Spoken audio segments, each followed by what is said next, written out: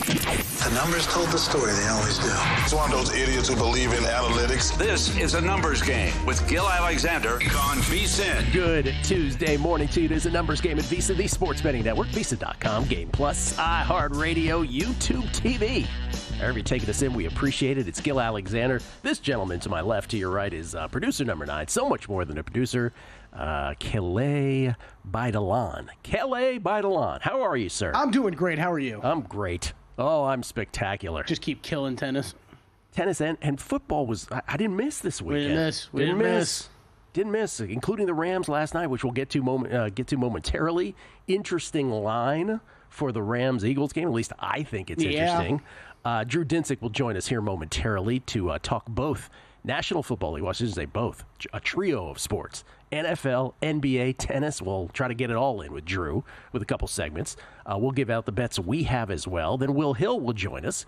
His NFL plays, his college football championship thoughts, NBA awards. That's a good idea on your part. Let's revisit those.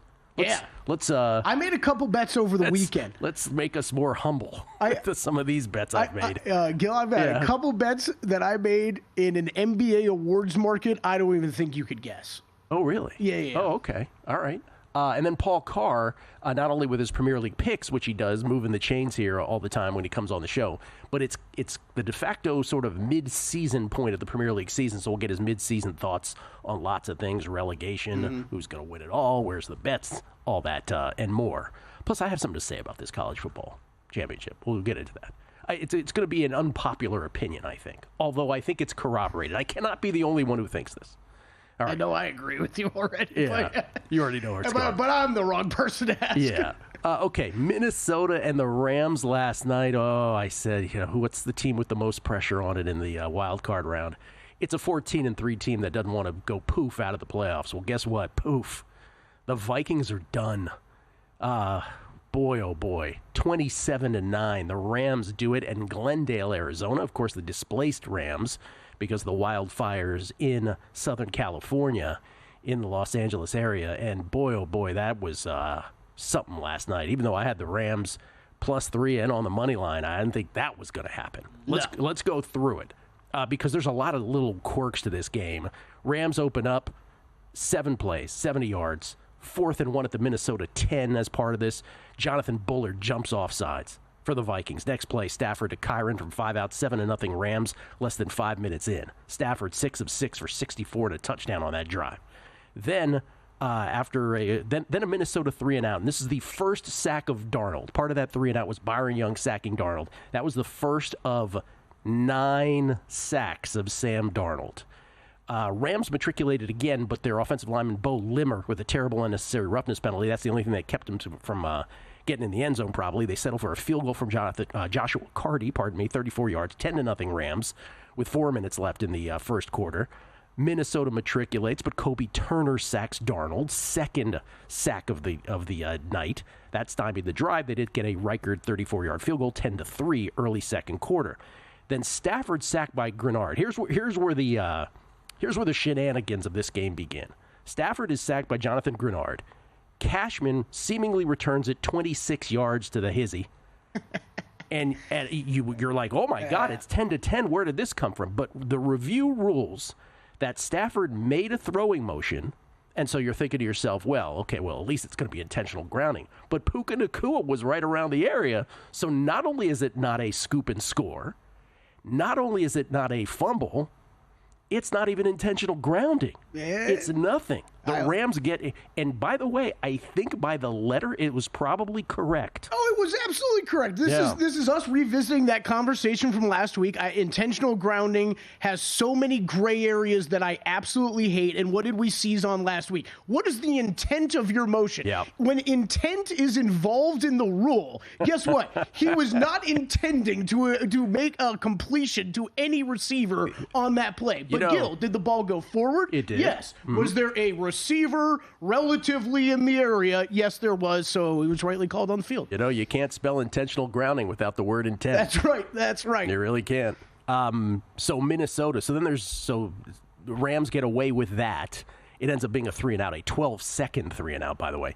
Then Minnesota punts after a Kobe Durant sack of Darnold. What's that? We're up to 3 now? But a questionable roughing the kicker call. This was another one. Remember this now? The Rams got flagged for roughing the kicker, which extended the Minnesota drive.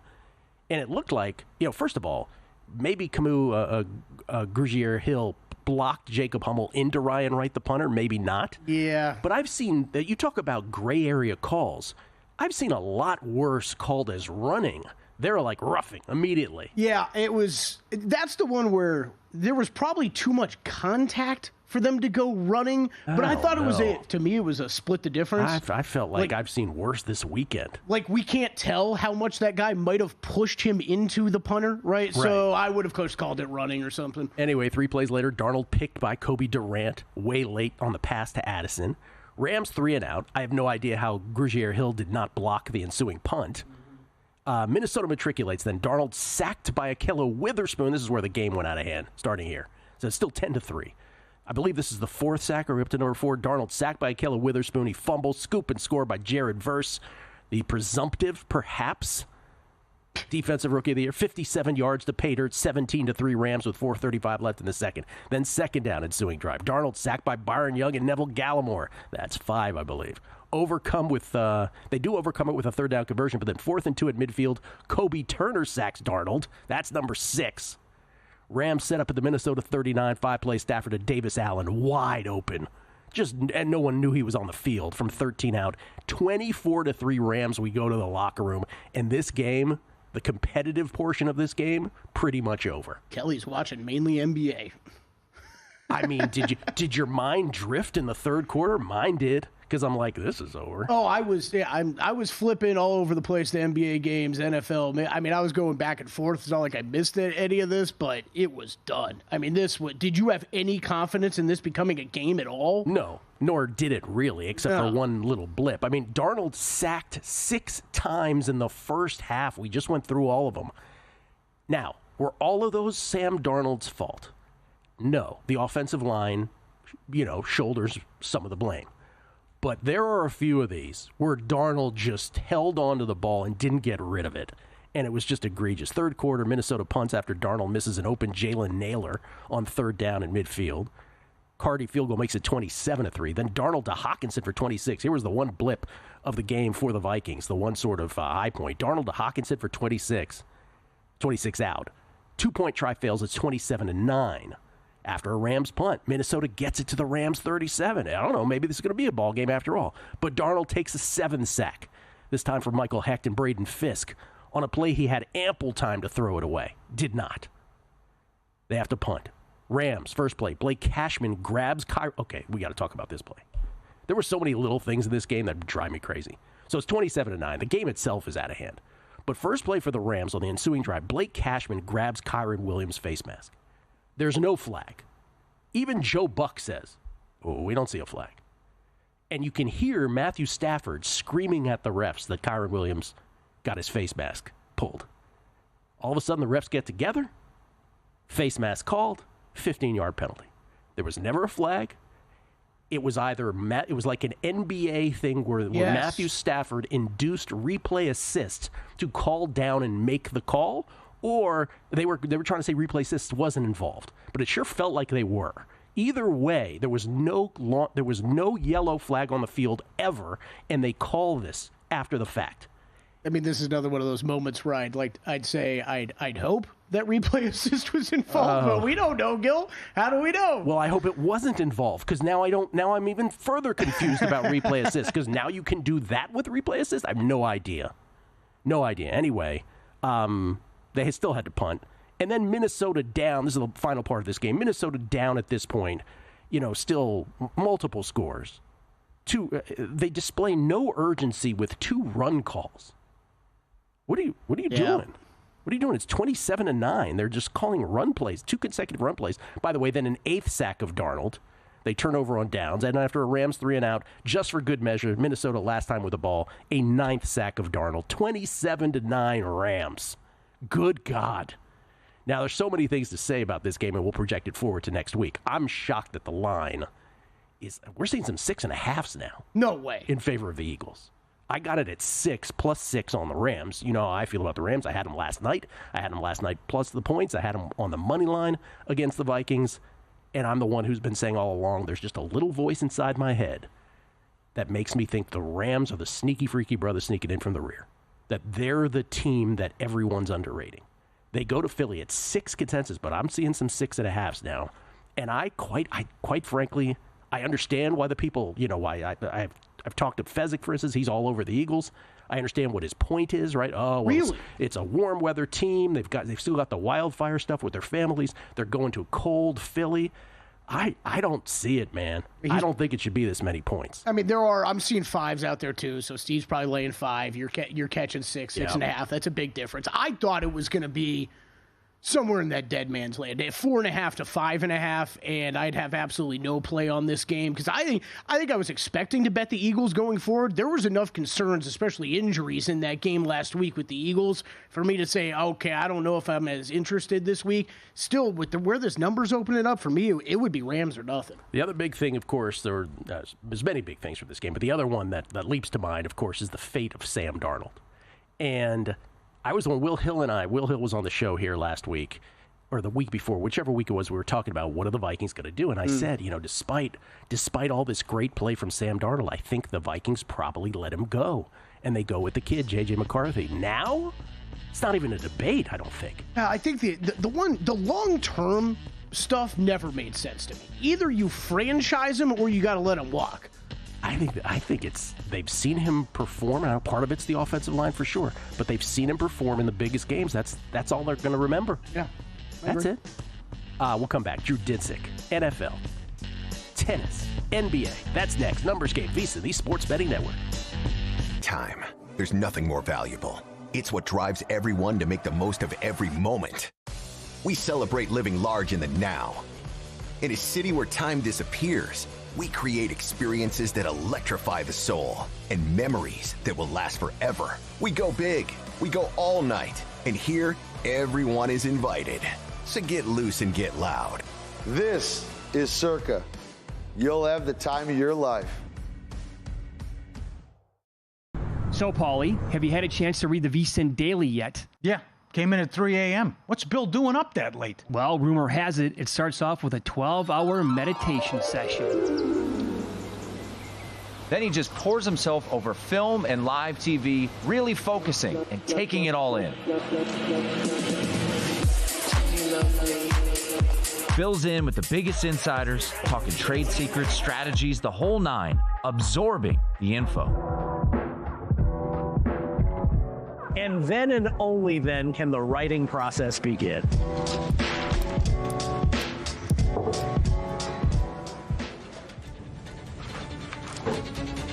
In Las Vegas, Bill's late night becomes your early morning. Wake up to the very latest betting insights in your inbox with the VSiN Daily.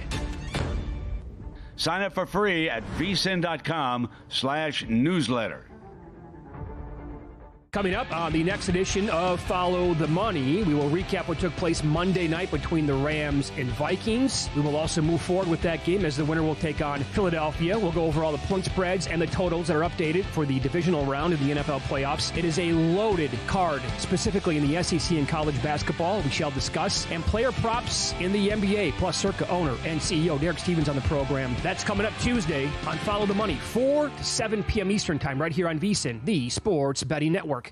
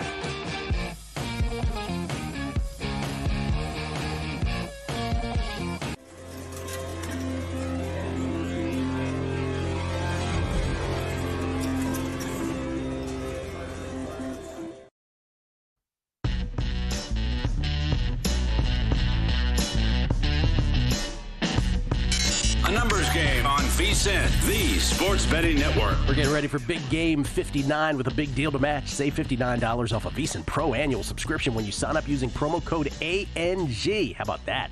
Become a VSiN Pro annual subscriber. Bet smarter all year long with full access to our daily best bets to help you cash more tickets, exclusive betting splits from DraftKings and Circa, 24/7 video access to tune in anywhere on the VSiN Watch app, plus all our betting guides and expert picks for the Super Bowl and upcoming March Madness. Don't miss out on the big game deal. Visit VSiN.com/subscribe and use promo code ANG. ANG as in A numbers game. To save $59 off a VSiN Pro annual subscription today. That's VSIN.com/subscribe. Kelly Bidley. Australian Open going on in Melbourne. Australian Open. My girl's out already, I heard yesterday. So, What's that? You know, my girl's out already, so I'm going to have to figure out a new, yeah. Kelly likes Marketa Vondrasova in her tattoos. That's Kelly's girl. It has been spectacular here in the first round. First round closes 8-3 over 7 units because they're all with one exception, were dogs, including upset calls. And by the way, this is for everybody at VSiN.com/picks, every subscriber. Wait, say again? Did you just say 7-1? No, 8-3 over 7 units. Okay. Because everyone except for one of them was a dog. Including calling upsets of former top 5 players Andrei Rublev with João Fonseca, of Maria Sakkari with Camilo Osorio, which I talked about on the show yesterday, or gave out on the show yesterday. And then who was the third? Tsitsipas with Alex Mickelson as well. So it's been a great start to the tournament. May it continue. It's been a good past, 4 days at least for the numbers game team, I will say. Between football and tennis. Here's another guy. NBA. Here's another guy who's had an NBA too. Oh, we'll get into that later. Here's another guy who's had a great football/tennis 4 days or so. You can follow him on Twitter at whale_capper. He is the host of not one but 2 podcasts, The Deep Dive with Drew Dinsick and Andy Molitor, and of course, NBC Sports Bet the Edge, which Drew does with Jay Croucher. It's Drew Dinsick, everybody, courtesy of the Progressive Guest Line. What's happening, man? Oh, and that's good to hear that you're running like a god in Melbourne. Although I got to ask you, man, where were you with the Lulu Sun upset? I was waiting for that. With the what upset? With the what upset? Kovinic 10-1 against Lulu Sun. Did that number make any sense to you? Dude. Wait. Inform. When did Lulu Sun wake up and warrant being a -2,000 favorite against anyone on tour? Like, I know Kovinic is who she is, but still, that one made no sense. I was going to say, the numbers would corroborate Lulu Sun being a very large favorite over Kovinic, who hasn't really played, right? Sure. But you're right. -2,000 is reserved for the Swiateks and the Sabalenkas of the world. What are we talking about? For sure. And the Lulu Suns, apparently. And apparently the Lulu Suns. So it's been good for you. Tennis, let's start there. It has been a good first round for you. Yeah, I mean, it's been chalky. I've been pretty lately dabbling. Most of my exposure right now is in the futures market. I like the number you got on Iga. I'm in a similar spot there. People have been kind of, I don't know, posturing that the fourth quarter is a tough test for her. I don't see it. Oh no, not at all. She got the best of it. She got the best of it. Yeah, absolutely. This draw was an absolute dream for her. The real kind of interesting part for the Australian Open in general this first week is women's quarter 2. Like there are a number of matchups that we're going to get between now and finding out who comes out of this quarter that could all be finals, starting with Osaka Muhova. Yeah. This is an absolute perfect matchup.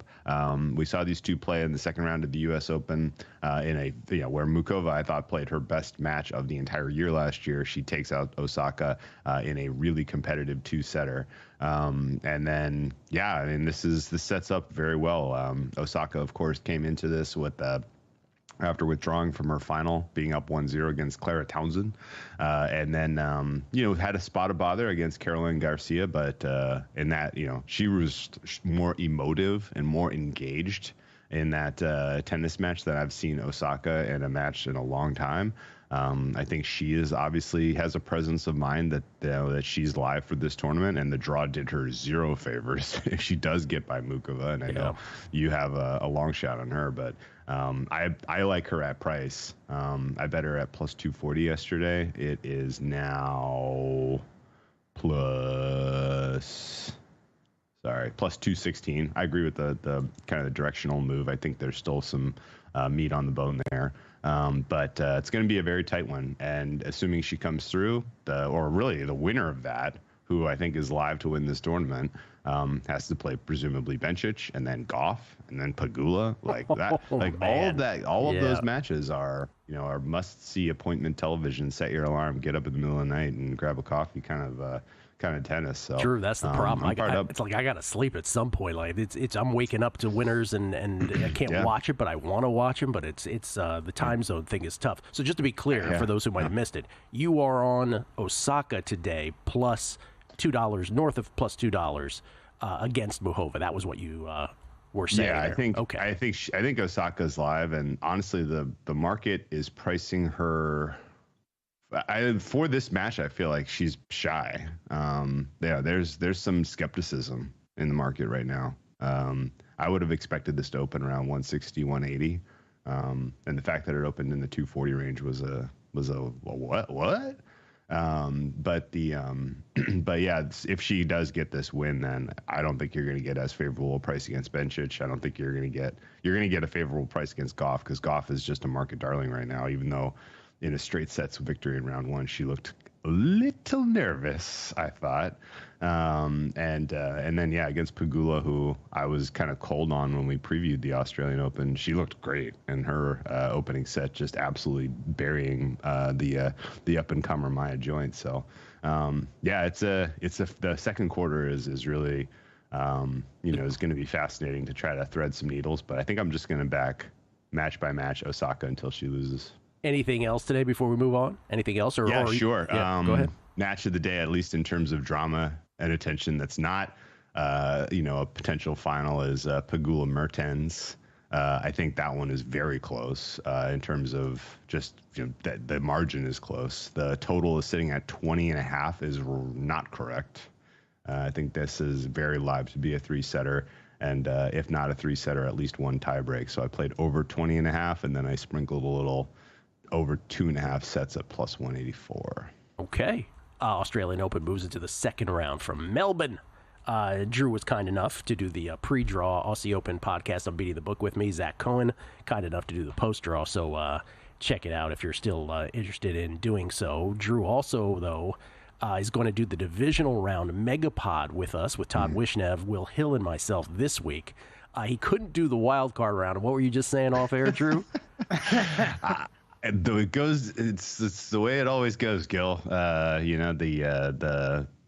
We shine the brightest in front of no one. And wild card weekend was one that I will remember for a long time. Yeah. All the sides and totals that I took pre-game all came through, and all of like the little sprinkles of I think Bo Nix is going to be featured in the running game. This guy will get more targets than the market thinks. De'Ami Brown feels like he's emerging. Like all the beautiful thing. Yeah. All the little stuff on top of the sides and totals came through, and Booch Futures book looks like it's in a really good spot right now. And then you flip open the divisional card, and you're feeling confident. I got to read on all these teams. I know what all these prices should be. And you look at the numbers, and you're like, oh, okay, now they're all correct. Great. So yeah, it's going to be tough to find some bona fide edges, I think, this week. Well, let's start with one before the break, and we'll continue afterwards. The first question would be, let's take Baltimore-Buffalo off the board. We go to the other three games that have the bigger spreads. Mm-hmm. Team most likely to pull off an outright upset between the Rams, Skins, and which is the one I'm forgetting, of course? The Texans. Yeah. Which of those three? Sorry, Texans fans. Classically, I think it's the Texans, the team everybody's forgetting about, right? I'm softening on this take a hair. But I will tell you that that's too many points. The general kind of handicap here is the Texans are in the conversation for the best defense in the playoffs, I think. And even more than that, I think where the Texans are strong, which is all over the place on defense and very narrowly on offense, happens to fit kind of hand in glove with where there are some weaknesses with the Kansas City Chiefs. The Chiefs have struggled with pass pro all season. They do not have a set of tackles who can necessarily go head-to-head against the wave after wave of pass rush that DeMeco Ryans likes to bring, and that they are capable of drawing. And for whatever reason, Pat Mahomes has taken a step backwards in terms of his sack avoidance this year. For whatever reason, Pat Mahomes, has been asked to push the ball down the field. And has been more capable to kind of the errant throw and the turnover. And I think with the ball hawking unit and the confidence that secondary is playing with, you could have some extra possessions, and then hopes and prayers that Bobby Sloak just has 15 targets in the bag for Nico Collins. I don't know what I expected as the answer to Skins, Rams, or Texans, but I don't think it was the Texans. There you go. More questions for Drew on the divisional round of the NFL playoffs and the NBA as well. Coming back, numbers game. And they're off.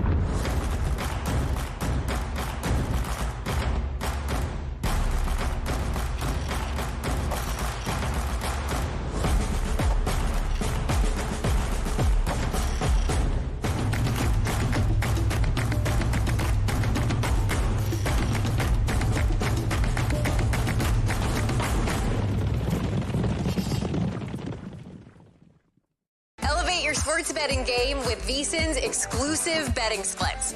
Stay ahead with real-time market trends and track bet percentages on any matchup, then uncover the edge by comparing them to the amount of bets placed to find out where the sharp money is headed.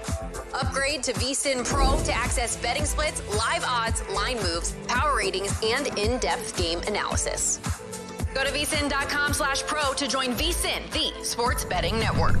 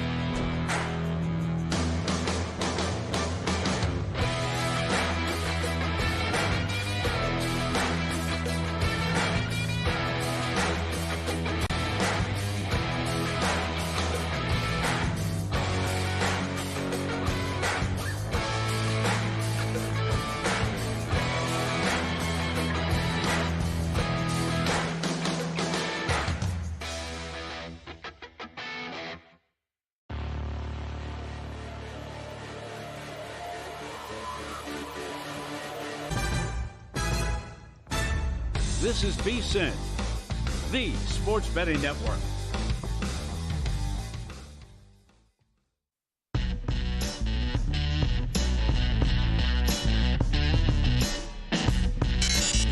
Game on VSiN, the sports betting network. Ready to take your tailgate to the next level? You got to try Sewell's barbecue sauce. Look at that. Born from a backyard cookout in a mason jar of unforgettable flavor, Sewell's has become a Southern favorite, delighting taste buds from Georgia to the Carolinas. From smoky ribs and mouth-watering wings to the perfect backyard burger, Sewell's turns every bite into a flavor-packed experience. Order now at SewellsBarbecueSauce.com. That's SEWELLS BBQ sauce.com. Flavor this good, just a click away. Still not brave enough to spell out sauce. It's a tough word, Gil. I don't blame you. I'm still not brave enough. Working up the courage. We get tweets at Beating the Book. These are a lot. Really appreciate all the feedback. Natrone Bets. Think he's related to Natrone means? Always nice to wake up to tennis winners overnight in the Australian Open. Nice work. Thank you, sir. Tim Moat, great show, and thank you for the amazing tennis picks. Great way to start the morning with some tennis winners. Thank you, Tim Moat. All of these again at VSiN.com/picks for subscribers. B-Man, Zhao, that's the tweet. Gazillionaires 2025, baby. Thank you. Start that again. Jamar, Zhao, wow. That's the whole tweet. James Sott, I expected to wake up this morning and put TV on to watch the end of the Fonseca match. Lo and behold, he won straight sets, so didn't see a thing. Nice hit. Thank you, sir. This is also from, let's see, where am I going to start here on this time? Sorry. Scrolling. This is Sam Ginsberg, our buddy Sam Ginsberg. Sammy. Based on what we saw with the football games and tennis overnight, someone should be in a good mood this morning. Is it just me, or have you also noticed how results have improved dramatically ever since the Yinzer elf arrived? That's a thing. Thing or not a thing, Gil? That is an actual thing so far. What does Eddie Moosh mean by this when he says, don't shoot the messenger, it was roughing because his plant... Oh, talking about the punter. Because his plant foot was in the air. Yeah, but Eddie Moosh, if I may call you Eddie Moosh, I have seen that also called running. It is ruled inconsistently. I will stand by that. And I know that they say that when it is called roughing, but I've also seen it not called that.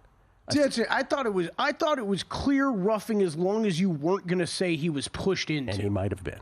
Paul Zhang took the Rams plus 6.5 on FanDuel last night. The numbers guys. Gilly, Osorio, and Fonseca. Wow. If nothing else, subscribe to VSiN Pro for Gil's tennis alone. I went with rolling the money line on Fonseca for Q2. Am I leaving money on the table? The Fires and moving to Zona. I think that strengthened the Rams' resolve. I do have Fonseca for Q2 at 14-1. Andrew Wren. That was one of those bets where if you could get by Rublev, you're live. Andrew Wren. All my kid wants for his birthday is Kelly Bidlin's stuffed animal Square Bear, but I can't find it in the VSiN store. Help. We really need that. John Fitzgibbons talking about the game last night. As Gil puts it, replay rules from the future. Remember, I used to say that about the Eagles winning the Super Bowl with replay rules from the future. Kevin Ryan, Gil, have you ever seen a quarterback play his way out of a big contract faster than Darnold did in 2 games? Love the Rams plus 6. He really did. He really did. Uncle Buck, I had to watch and sweat out my plus 18.5. Uncle Buck. Vikings live bet. Definitely had sound off and music on. Should have seen the toast. I couldn't even get it through the door. Great movie. Eli E. Tease the Rams with the Chiefs instead of Baltimore? He's wondering. Jason H. 11. Enough of the rest. Enough of the Michigas. He says, tennis rules. Let's go. Xavier 82. Good morning, gentlemen. As a Rams fan, I'm having a week. Looking forward to Will Hill's thoughts on this week's game and all the sports. Have a great show. And Sly Bry. I was at the game last night. You could just see the money draining from Sam Darnold's bank account with every drop back. Drew Dinsick, kind enough to join us again for segments involving football, tennis, and beyond. Courtesy of the Progressive Guest Line. You can follow him again on Twitter at whale_capper. Let me ask a divisional round question the other way. Which is the team most likely to pull off a blowout? Sorry to tell you, it's probably the Lions. The Lions, I haven't laid the points here. It's a big number. The Commanders have covered everything they've been asked going back to week 1, practically. I know that they didn't cover every game, but they certainly they comported themselves well against the likes of at Baltimore and at Philly the first time they played, and they've kept every game within 8 points.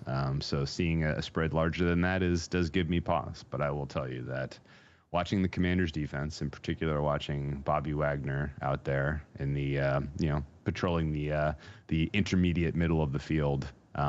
I can only imagine what Ben Johnson's eyes looked like. He was looking at a perfectly cooked fillet. Like, this is going to be my masterpiece. I can only expect that the Lions will attack aggressively over the intermediate middle and have massive amounts of success between St. Brown, Laporta, and Gibbs, and I would expect that the Lions are going to threaten their team total, which is a appallingly high 33.5. It's such a big number that you literally have to say, okay, well, this is not a novel thought. Like, the market knows that the Lions are going to go score 5 touchdowns, and the covering the spread comes down to the Commanders kind of matching fire with fire. And while I do appreciate the brilliance that is Daniels, and I do think that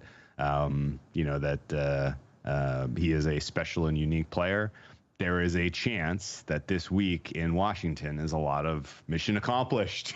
Job well done. We won a playoff game. I even feel that way as a fan, Drew. I even feel that way as a fan. I believe it. I give you latitude to feel that way. Yeah. Like, you should. Like, this is a huge moment. Like, your franchise has turned the corner. Like, the Commanders should consider themselves contenders for as many years as Daniels is healthy. But I will also say this is your 3rd week in a row on the road. And your offense, while generally, should be able to match up fairly well against an injured Lions defense, the Lions defense is well coordinated and they're well coached. They can take the ball away and they can absolutely generate pressure. And while I know Daniels has been a little bit immune to all of those things this year, sometimes it gets a little bit dicey when you're up against a team that's rested and getting healthier and has so many advantages on your defense that you just have no margin for error. So if I get involved in that game and I haven't made a bet yet, it's going to be on the Lines. Spotted a fish. What's that? You spotted I see a fish. Is that Rafa? Is that Rafa that's always Rafa, hiding? Yes. Okay. He's making an appearance for the Australian Open, of course. Yes, of course. Okay, so what bets do you have in pocket for division round? Nothing yet, officially? Right now, only Texans. Only Texans. Okay. And I'm feeling not great about it, but I'm going to go to war with my Texans. They've paid me now 2 weeks, in a healthy manner, so why not? He said my Texans. Wow, he adopted them. By the way, I have some 150 to 1 CJ Stroud Super Bowl MVP, so this is going to get weird if we got to talk Super Bowl MVP this week for sure. And yes, I've been saying all year, again, just on record with Washington, they're a team that will make the playoffs, right? Mm-hmm. And they're a team that at the most will win 1 playoff game. So it's all gravy from here. I'm totally with you on that. But you never know because the kid is magic. By the way, they're an awesome watch, man. It's so fun. He's not here to defend himself, and I love Adam Chernoff, but somebody sent me a tweet of his yesterday. We all love Adam Chernoff, our buddy. And he was calling Washington the luckiest team of his lifetime or something like that. And I have to tell you, I got to get Adam on the podcast, on the championship round podcast, because I have such a deep objection to that take. It is so, like, if you watch them, they're not like... you got to look at down and distance. Just because they're converting thirds and fourths, they're all very casually converted short yardage things. They're not the luckiest. Is it just a 4th down thing he's making it I don't know. Maybe he was bitter because I don't know if he had the Bucks. I don't know. He sort of lashed out about it in this tweet. Someone sent it to me. I love Adam, but I disagree with that take. I can generally kind of say there's a case to be made that they've been fortunate this year, but there are some years where there's teams where there's like they recover every fumble, they get every call. Like there are certainly examples of teams that was that Vikings team that ultimately lost to the Giants and got Daniel Jones paid, ironically, when he never should have been. That team. Kirk Cousins had 8 or 9 game-winning drives or something absurd, and they won every single coin flip. And then the one-score games. Yeah, it's ridiculous. I don't even know who I would qualify off the top of my head as the luckiest team, but it's certainly not. I will give you a candidate. By the way, you're right about fumble luck. Like this year's Buccaneers, that stat about Baker Mayfield fumbling 13 times and only losing 2 of them, right? That happens all the time. The Philadelphia Eagles fans hate me for picking on this team, but the Eagles team that won the Super Bowl with Nick Foles, that entire year, they were like converting 3rd and 7s over and over. Like if you look at those stats, it's the most unbelievable run of 3rd and longs in the history of the NFL. So, I mean, and then Doug Peterson, was canonized into this great coach because of it. That's lucky, right? That's lucky. That's different. Distance matters. Anyway, before we go, NBA plays tonight, sir. I got only one big one, and it is the Atlanta Hawks catching 5 against the Phoenix Suns. Brutal spot for the Suns here. I like the Hawks every which way. I know that there is questionable tag on Trae Young. I expect he'll play. I know that Jalen Johnson is out. I don't think that matters. I like the Hawks plus the points. I think they're allowed to get the upset. All right, Jersky. Keep it going in the Australian Open. Keep it going in football. I wish we could have had you on the wild card round, but that's how the cookie crumbles sometimes. Hey man, I'm gonna go to the lab. I'm going to come up with some very solid takes, and I'm going to bring it for the divisional round. I promise. Appreciate it. Because if you don't, Todd Wishnova will let you hear about it. That's for sure. Thank you, Drew. Appreciate it as always, man. All right, you guys. Best luck. Drew Dinsey at whale_capper, by the way. We get tweets. Norm in Vegas, there's nothing more consistent than the inconsistency of NFL officiating. Drew, at Mr. Drew 50 says, I got Drew's picks, but I didn't hear yours. Do you have any AO plays today? Meaning the Australian Open. The Australian Open. Website doesn't show them. Come on. The way that the time zones work, I leave this show and then I handicap for tonight. I was going to say, I actually thought I saw them in the site page. No, The only reason I was able to give Osorio out is because it got pushed back a day. Oh, okay. Yeah, that's just a time zone thing. And then when it's stateside, I do give him out on the show all the time. That's just how the timing goes. We'll come back. Our NFL bets, Kelly's in line. That's next. Numbers Game, VSiN, the Sports Betting Network. Got a good thing coming. Just wait and see. It's a good.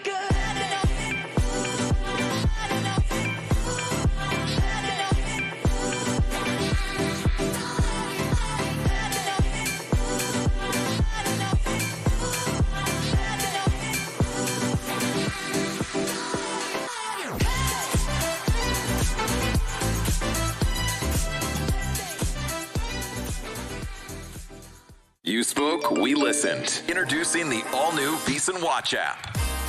Now, you can watch and listen to VSiN expert analysis live wherever you are. Missed a show? No problem. Catch replays of VSiN's full lineup at any time. View highlights sorted by sport. Or use the search feature to find specific teams and topics you're looking for. And the best part? It's free for a limited time. Download the VSiN Watch app today. Available now on the App Store and Google Play. And join us on the Sports Betting Network.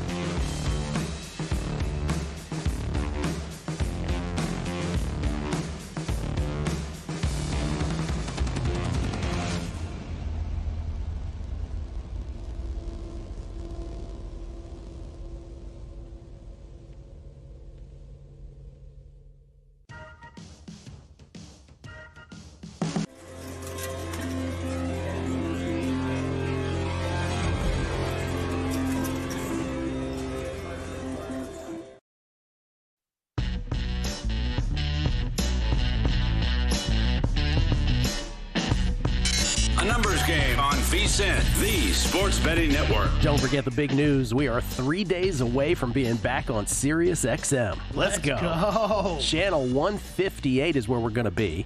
24/7 sports betting coverage and the Sirius XM app, of course, as well. Give you all the insights, analysis, and picks you need to stay ahead of the game. And we're excited to launch the exclusive new show from Sirius XM listeners, VSiN Live on Mad Dog Sports Radio, which our buddies Patrick Maher and Dustin Sweetelson have already been doing now for a week plus. That's on Sirius XM Channel 82 every weeknight from 7 to 10 p.m. Eastern. The whole network, though, begins this Friday. VSiN debuts Sirius XM Channel 158. VSiN, the Sports Betting Network. What are you doing? You raising the roof over there? Yeah, I'm raising the roof. Raising the roof over here. Kelly's doing 90s club moves over here. I always enjoy this graphic for I don't know which 2004 Ford Explorer we found for like the radio console. Like it has to be the first one ever that had a video screen in it of some kind. Oh, I just thought that was like somebody's pager. Hit me on. I made that mistake at first too. Hit me on the hip.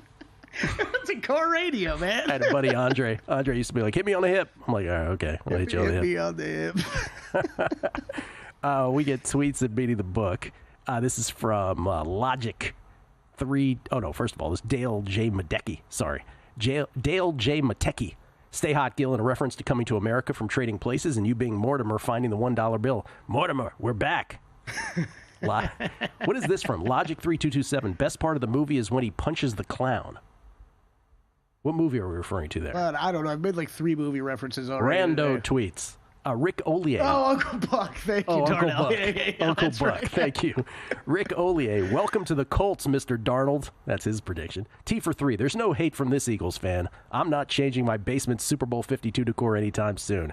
And he's got Tom Brady getting sacked and fumbling as his decor. Ryan Thompson. Speaking of lucky NFL teams, the 2001 Bears, he says, a forgotten, incredibly lucky team, 8-1 in one-score games, 2-0 in overtime, won an overtime game versus Cleveland, tied on a Hail Mary at the end of regulation. Other overtime win, 49ers blew a 19-point lead with 3 minutes left in the third, crushed by Philly at home 33-19 in the first round. I do not remember that team off the top of my head as being so as lucky as you have spelled it out, Ryan. Thanks for that.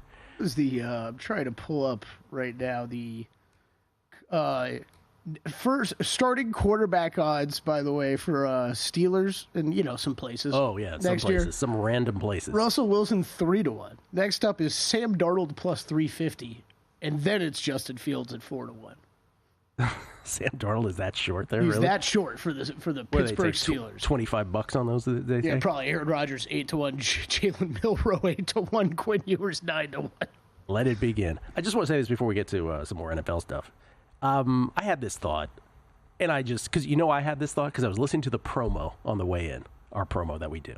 And I believe that I mistakenly said, hey, coming up, Will Hill talking about the college football semifinals. I don't know if you know this, Kelly. The semifinals have already been played. Those have occurred. So now, I have said this at different times well, during maybe this. He's got lingering thoughts, okay? Maybe he does. Maybe he does. I've said this at different times during this 12-team playoff, and I was all for the 12-team playoff. And I was just thinking to myself, what doesn't feel right about this to me? And I've said it in different ways on different occasions, one of which is I feel like the seeding was so verkachte. Say verkachte, would you, Kelly? Verkachte. Thank you. Well done.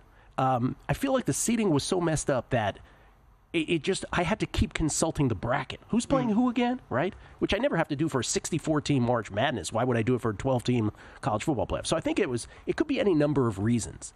But I just feel like this has kind of been a dud. Yeah. And I am such the wrong person to have this conversation with. For whatever reason, the semifinals last year, remember when Michigan was in it? I remember that just feeling massive by comparison. Me too. And I remember Todd and I were over at Cromwell. It was, it felt so big. And maybe it's because of the teams involved. Maybe it's because there are stray teams. Apologies to Arizona State, who comported themselves very well. Boise State, which had a moment there in the game. I get that they played well. I'm a big fan of Ashton Jeanty and everything. I don't mean it that way. But maybe it's because it got fleshed out as much as it did. I think it could be the timing between rounds being more than a week. It's not helping. Is not helping also. Anyway, so I was looking for some corroboration. Does anybody else feel the way that I do? Blaine Crane on Twitter. Only 17.8 million people tuned in to watch Penn State Notre Dame in the college football playoff semifinal. And that is Notre Dame. A sharp drop from the 27.8 million who watched Alabama Michigan in last year's semifinal. That's a massive drop. That's a huge decline, especially for such a close game. What could explain this? And so in my head, I'm just like, all the reasons. Maybe it was because of the distance between the rounds. The timing between rounds is more than a week. Maybe it's because there were mismatches. I don't know what it was, but it just feels smaller. Maybe it's because you had a big bet on the Pacers that night. That's definitely not it. I don't think that's what it would have been the. What's for you? Is that it? Yeah. Can you rank the 3, I don't know, best games so far in the college football playoffs? No, not off the top of my head. My point, that's the other thing. They all kind of blur in with each other. Yes. I don't know. Maybe it's just maybe it's me. I hope we get a great championship game because I don't. Yeah. The first year of the extended playoffs has not done much for me. And I am perfectly aware that I was all for the 12-team playoff, and I'm not saying it can't improve, but I'm just saying this was a weird year.